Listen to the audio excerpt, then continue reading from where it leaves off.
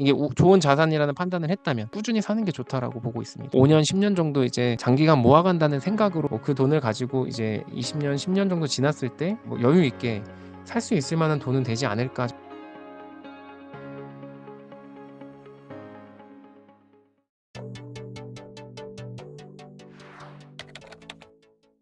또 그 어떤 분들은 네. 그 비트코인을 굉장히 낙관적으로 보시는 것 같아요.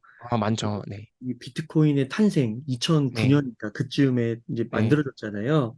네. 그거를 진짜 일생일대의 기회로 보면서 네. 비트코인 같은 것이 앞으로 또 탄생하지는 않을 거라 생각하고 막 몰빵하시는 분들도 있으시더라고요. 네, 그렇죠.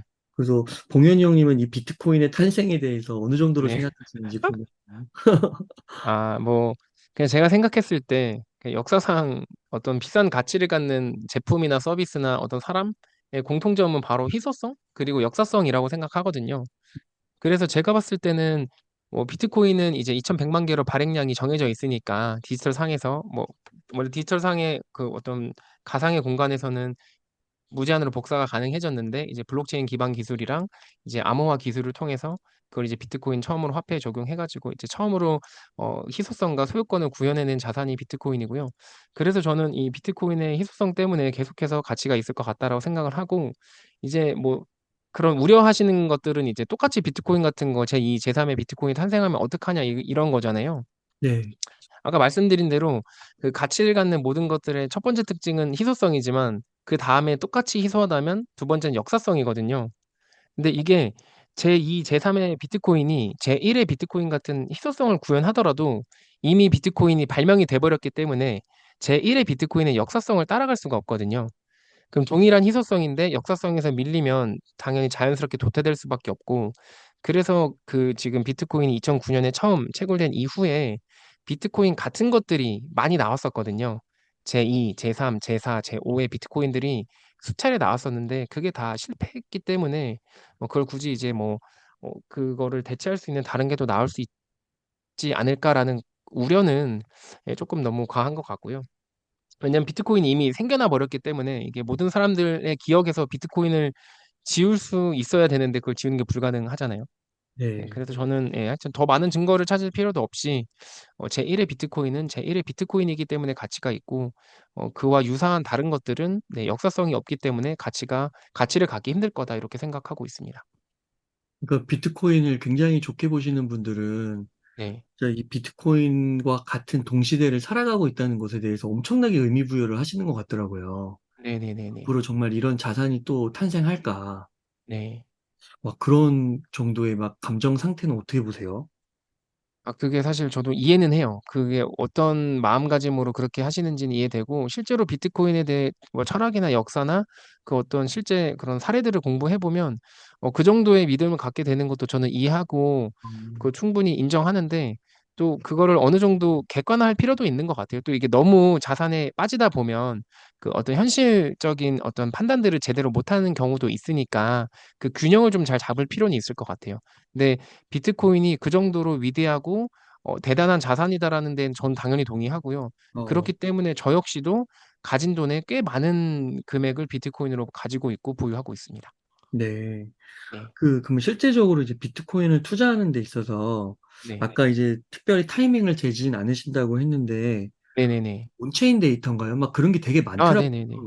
많아요, 그래서 많아요. 뭐 제가 좀 들어본 거는 뭐 MVRV, 뭐 레인보우 차트 뭐 네. 되게 많던데 혹시 뭐 네. 이런 기술적 지표 같은 거 참고하시는 건 없으신가요?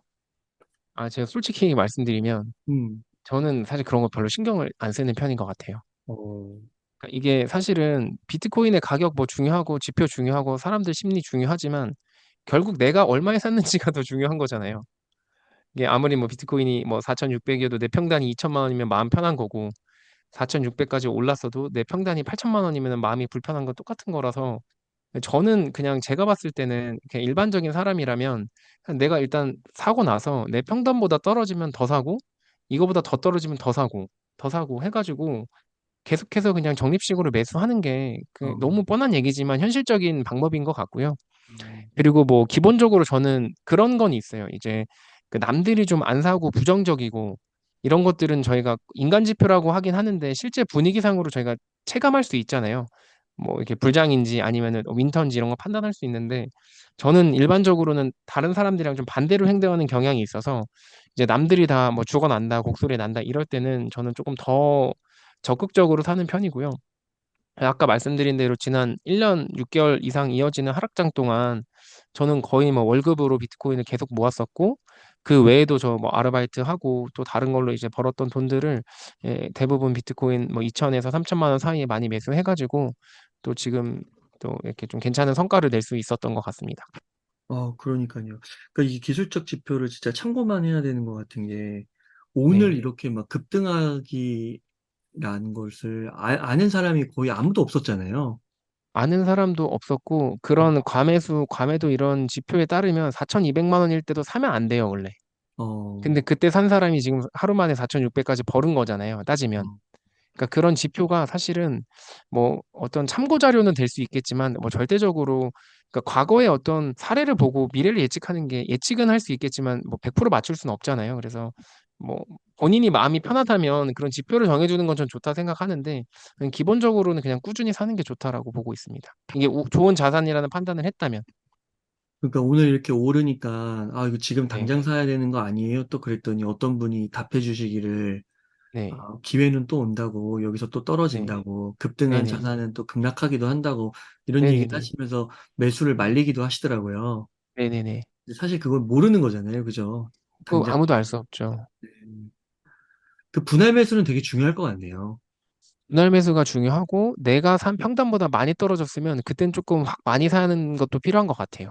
음, 너무 막 한 달에 5만 원씩만 사면 사실은 그것도 뭐 이렇게 크게 막 수량을 늘리긴 좀 어렵잖아요. 평단을 낮춘다거나. 그래서 그냥 계속 꾸준히 사다가 뭔가 가격이 많이 떨어졌고 펀더멘탈이 이상이 없다라고 하면 그때는 조금 더 이제 매수하는 비중을 떨어질수록 더 늘려서 평균 단가를 더 빠르게 낮출 수 있도록 좀 노력을 할 필요는 있을 것 같아요. 만약 그렇게 샀는데 또 떨어지면 더 산다는 생각으로. 뭐 그렇게 해야 되는데 이제 너무 무리해서 한 번에 사시기보다는 뭐 5년, 10년 정도 이제 장기간 모아간다는 생각으로는 좀 투자해야 될 것 같습니다. 근데 그 타이밍 맞추는 게 쉽지 않더라고요, 저도. 어, 그 주식 투자도 하시잖아요. 주식하고 있죠. 주식 투자도 타이밍 맞추기가 쉽지 않으셨나요? 주식 투자도 해봤는데 거의 불가능하다고 보는 게 맞습니다. 아, 전문가분들이 예측하는 것들이 맞을 수도 있고 틀릴 수도 있는데 그럼 의미가 없잖아요. 그래서 맞추려고 하는 것 자체가 굉장히 에너지도 많이 들고 그게 음, 맞추면 다행인데 틀렸을 때는 또 그 맞았던 거를 다시 또 그 수익을 또 돌려 뱉어내야 되기 때문에 그 저는 개인적으로 의미가 없다 생각해서 뭐 음, 잘 아시겠지만 전 주식도 적립식으로 잘 투자해가지고 이제 나쁘지 않은 수익을 얻었었고 그리고 이제 코로나 같은 폭락장이 왔을 때는 뭐 개인적으로는 대출을 좀 많이 받아가지고 그때 초우량한 자산들만 이렇게 적립식으로 골고루 사가지고 또 전체적인 평단도 낮추고 수익률도 높일 수 있었습니다. 그 제가 사실은 이제 인터뷰하면서 그 봉현이 형님 인터뷰하면서 좋았던 점이 그런 점이거든요. 그러니까 뭐냐면 되게 어, 크게 크게 보고 그냥 그 큰 줄기 맥락을 보고 네, 사실 그 디테일을 막 일일이 보면서 하는 거는 사실 그게 되게 피곤한 일이잖아요. 피곤해요, 피곤해요. 그리고 매일매일 한다고 해서 말씀하신 것처럼 확률 싸움이지 그게 100% 맞는 것도 아니고. 네, 근데 이렇게 봉현 형처럼 이렇게 분할로 딱 접근해서 크게 크게 딱딱 그 들어가는 거, 네. 정기적으로 들어가는 금액과 또 기회가 왔을 때 조금 더 사고 이런 것들이 좀 멘탈만 좀 관리만 할 수 있으면은 누구나 할 수 있는 실천 방법 중에 하나인 것 같아요.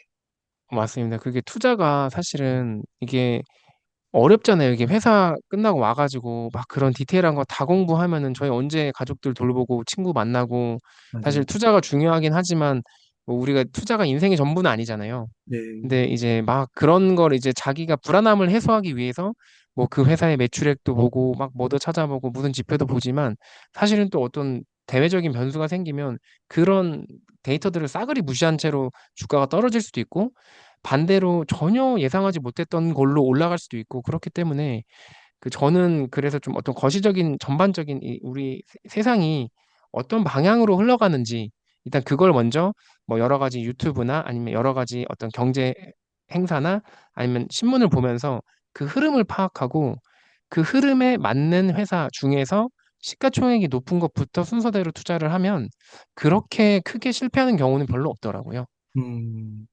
맞습니다. 네네네. 그래서 저도 되게 봉윤 형님 말씀 들으면서 실제 그렇게 투자를 해왔고, 그랬더니 이제 비트코인 투자도 빨간불이 들어왔더라고요. 아, 너무 뿌듯했어요. 옹달님 비트코인 맞았다고 해가지고. 그러니까 직접 경험하고 나니까, 아, 네, 이렇게 조금 맘 편하게 투자를 네. 해서, 물론 이제 시간은 좀 걸릴 수 있지만, 그래도 시간 좀 걸려요. 장기적으로 우상향하는 그 수요가 계속되는요. 지속되고 어, 공급이 제한적인 자산. 맞아요. 그거에 대해서 확신을 갖고 계속 사면, 큰 네, 매니에서 사면은 결국에 또 이렇게 된다라는 거를 실제적으로 경험하게 되니까 네네, 맞습니다. 참 좋은 것 같습니다. 대신 주의하실 점은 제가 계속 여러 차례 말씀드렸었는데 꼭 그 대상이 전 세계 80억 인구한테 수요가 지속돼야 된다는 점입니다. 내수가 네. 아니라, 네, 왜냐면 우리는 이제 지구촌에 살고 있잖아요. 초연결된 사회에 살고 있는데 어, 그 어떤 하나의 시장만을 바라본다는 것 자체가 저는 조금 말이 안 된다고 생각해가지고 그래서 음, 그 부분을 강조하고 있습니다. 그래서 전 세계 80억 인구에게 수요가 지속되고 공급이 제한적인 자산의 가치는 무조건 상승한다. 요 원칙을 바탕으로 그 원칙에 맞는 그 기업들을 아니면 혹은 비트코인 같은 자산을 이제 찾고 있습니다. 그렇군요. 그 말씀해 주신 대로 80억 그 전 세계에 걸친 자산으로서 봤을 네, 때 지금 네. 또 미디어에서 되게 이슈가 되고 있는 게 그 이스라엘 하마스 전쟁 아, 이슈잖아요. 네, 네. 팔레스타인, 네. 네, 이게 지정학 이슈. 우크라이나 러시아 전쟁 때도 비트코인 가격이 꿈틀꿈틀 움직였었던 걸로 기억하는데 네네네, 이 맞습니다. 중동 전쟁 이슈가 비트코인에 영향을 미쳤을 거라고 보세요? 저는 당연히 미쳤을 거라고 보고 있고요. 저희가 지금 살아가고 있고, 살아갈 시대가 저는 갈등과 분열의 시대, 그리고 가치관이 파편화된 세상, 또 동시에 온라인으로는 진짜 초연결된 메타버스 세상이라고 저는 정의하고 있거든요. 그러니까 그동안 우리가 인류가 역사적으로 유례없는 평화의 시기를 살았지만, 좀 약간 슬프긴 하지만 지금이 이제 정상으로 돌아가는 과정이라고 저는 생각을 하고요. 그래서 뭐 러시아 우크라이나 전쟁도 있었고 이스라엘 팔레스타인 이번에 전쟁도 있었고 또 전쟁이 아니더라도 그냥 뭐 이번에 최근에 아프가니스탄 지진 났는데 사람들 잘 모르더라고요. 그리고 작년에 또 터키에도 튀르키예에도 굉장히 큰 지진이 나서 엄청나게 많은 인명 피해가 있었잖아요. 그러니까 이게 사람들이 이제 그 어떤 전통적인 자산이 그 어떤 물리적인 전쟁이나 아니면 자연재해 앞에서 의미가 한 번에 없어질 수도 있다라는 걸 이제 전 초연결된 인터넷망을 통해서 사람들이 좀 깨닫고 있는 것 같고요. 그러니까 이제 물리적인 실체가 있는 자산의 단점들을 조금씩 깨닫고 있다라고 저는 생각을 하고 있고, 그래서 비트코인이 더 주목받는 거다라고 생각을 하고 있어요. 왜냐하면 이번에 우크라이나 전쟁 때도 스타링크 다 연결돼가지고 인터넷 쓸 수 있었잖아요. 그리고 뭐 태양광 같은 거 발전기 사용해가지고 이제 뭐 로컬 발전해가지고 뭐 전쟁터나 아니면 재난 지역에서도 인터넷이 된다는 것도 알고 있는데 그럼 인터넷이 되는 상태에서 우리가 가치를 전달할 수 있는 방법이 사실은 이제 이런 암호화 자산밖에 없다, 디지털 자산밖에 없다라는 거를 이제 전 세계 사람들이 서서히 인식을 해 가고 있는 상황이라고 보고 있고요. 그래서 저는 어쨌든 앞으로는 이런 일들이 더욱더 비일비재하게 생겨날 텐데 그러면 그럴수록 더 이 자산의 중요성이 늘어날 것 같고 러시아 우크라이나 전쟁도 그렇고 이스라엘 팔레스타인 전쟁도 그렇고 그 외에 이제 수많은 지정학적인 리스크가 상존하는 나라들이 많잖아요. 여기 말고도 사실은. 그래서 그런 나라들에서 아마 전통적인 부동산이나 주식 말고 이제 새로운 신생 자산에 대해서 많이 관심을 갖게 될 것 같고 또 자연재해 같은 것들 기후 변화 같은 게 이제 많아지면서 그런 뭐 홍수나 가뭄 같은 것들이 일어나고 이제 가지고 있는 뭐 농작물이나 토지나 부동산 같은 것들이 하루아침에 이제 뭐 자산 가치가 떨어지는 것들도 이제 경험하면서 아마 사람들이 그 뭐 바로 당장 그런 디지털 자산으로 옮겨가지는 않겠지만 그거의 필요성을 지금 확실하게 깨닫고 있는 것 같고 이 속도랑 방향은 이제 바꿀 수는 없는 것 같아요. 음, 저 되게 공감하는 게 최근에 어떤 네, 한 분과 사적인 자리에서 이야기를 나누다가 네, 그 만약에 이스라엘 하마스 전쟁이 안 났다면 네, 중국과 대만 혹은 네. 뭐 더 나아가서 한반도까지 아, 그쵸. 어쩔 수 없죠. 여기에서도 되게 전쟁 이슈가 부각될 수 있었을 거다라고 보시는 분들도 꽤 많더라고요. 네네네.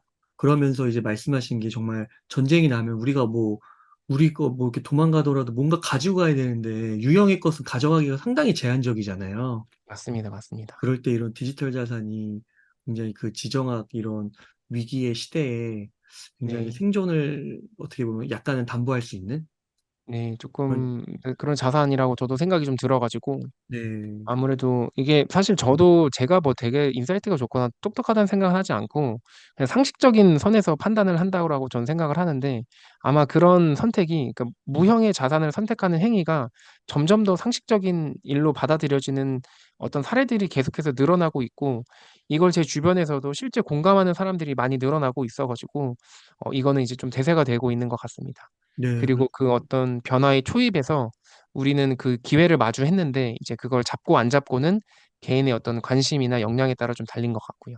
그러니까요. 실제로 부자분들도 비트코인 많이 사고 계시다고 하더라고요, 주변에. 제 주변에 실제로 좀 많이 사고 계세요. 아, 그러세요. 진짜 네네. 그렇군요. 그러면 그 진짜 이 점점 유형의 자산에서 무형의 자산으로 이렇게 사람들의 인식이 변해가는 거, 네네. 이게 아직은 초입이라고 할 수 있잖아요. 네네네. 그러면 비트코인에게도 여전히 기회가 많이 남아있다라고 볼 수 있는 건가요?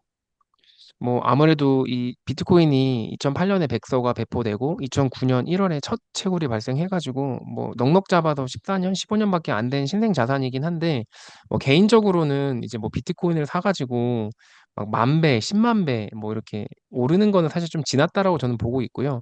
지금의 비트코인의 위치는 IMF 직후에 강남 아파트, 떨어진 강남 아파트 정도? 그러니까 네. 지금 사도 뭐 개인이 한 생을 좀 부유하게 누리는데 뭐 2-30배 오르면 충분하잖아요. 어, 어떤 자산을 샀을 때. 그래서 그 정도를 바라보고 저희가 왜냐면 우리가 뭐 100살, 200살까지 살 수 있는 게 아니고 30대라고 치면은 뭐 한 20년 뒤에 이제 노후 자금으로 여유 있게 쓰려면 어느 정도 돈이 필요한데 지금 30대가 열심히 모으면 뭐 그 돈을 가지고 이제 20년, 10년 정도 지났을 때 노후에 충분히 든든하게 뭐 여유 있게 살 수 있을 만한 돈은 되지 않을까 저는 그걸 생각해 가지고 여전히 저는 초창기라고 생각을 하고 있습니다. 아, 네, 그렇군요. 네. 그러면요, 봉현 형님, 이제 비트코인이 진짜 폭등을 해서 4,500만 네. 원, 이제 5천만 원을 넘보고 있습니다. 네. 지금 시점에서 이 비트코인과 관련해서, 아, 이것만은 꼭 알면 좋겠다, 유념했으면 좋겠다, 그런 것들이 좀 있을까요? 일단 제가 말씀드리고 싶은 게 이게 장기간 높은 가치나 평가를 받는 어떤 사람이나 뭐 서비스, 물건 같은 거는 이제 인류 사회가 가진 문제를 해결해 준다는 어떤 특징이 있거든요.